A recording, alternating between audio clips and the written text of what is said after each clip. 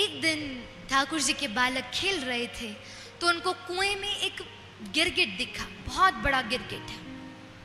उन्होंने जाकर निकालने का प्रयास किया पर वो नहीं निकला। ठाकुर जी को बुलाया, ठाकुर जी ने जैसे स्पर्श किया तो वो गिरगिट एक दिव्य पुरुष में परिणत हो गया। परिचय पूछा तो उसने अपना परिचय बताया, नृगो नाम नरेंद्रो हम इक्ष्वाकु कुलतनयः। मैं राजा नृग हूं और इक्ष्वाकु वंशज का राजा हूं। मैं बहुत बड़ा दानी था। ठाकुर जी बोले, भैया तो इतना बड़ा दानी था तो तेरी गति कैसे हुई ऐसे? बोले, एक दिन मैंने ब्राह्मणों को कुछ गाय दान करी। अब जैसे वो ब्राह्मण गाय लेकर गए तो उसमें से एक गाय छूटकर वापस मेरी गौशाला में बध गई। अगले दिन कुछ ही समय बाद मैंने फिर से गैया दान करी। अब वो जो गाय मैं दान कर चुका था, जो वापस आ गई थी, वो भी बीच में मिल गई और वो उसके संग मैंने बाकी गायों को दान कर दिया। अब सामने से जिस ब्राह्मण को दान किया था वो तो अपनी गैया को खोज रहा था, मेरी गैया कहाँ चली गई? और अभी अभी जिसको दान किया वो गैया लेकर जा रहा था। बड़ी विचलता। अब वो खोज रहा है और वो लेकर जा रहा है। बोले, जैसे उस ब्राह्मण ने गाय को देखा वो तड़पने लगा। वो बोला, अरे ये तो मेरी गाय है, तुम कहां लेकर जा रहे हो? चोर हो तुम? वो ब्राह्मण बोला, अरे नहीं नहीं, मैं चोर नहीं हूं, अभी अभी मुझे राजा ने दान दी है।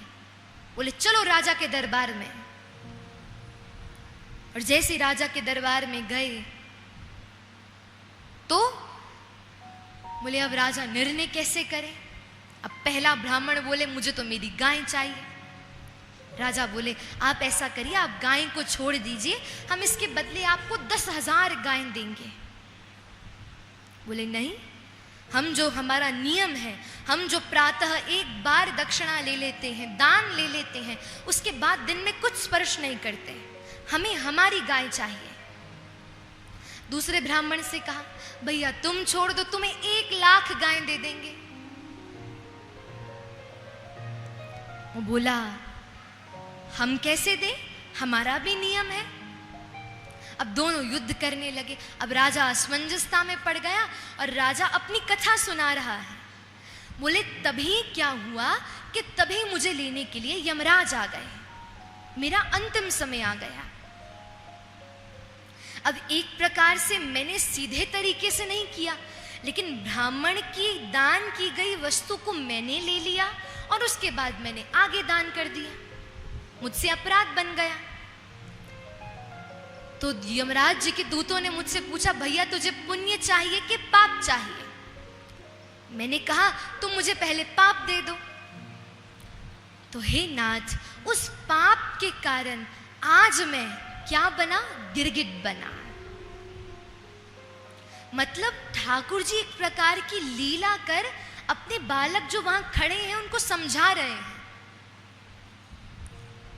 देखो, गलती से ब्राह्मण की वस्तु लेने पर कितना बड़ा उसे दंड मिला है।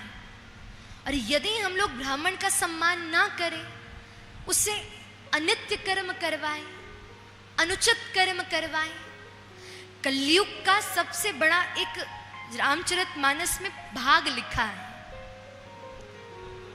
साधुन ते करवावई सेवा।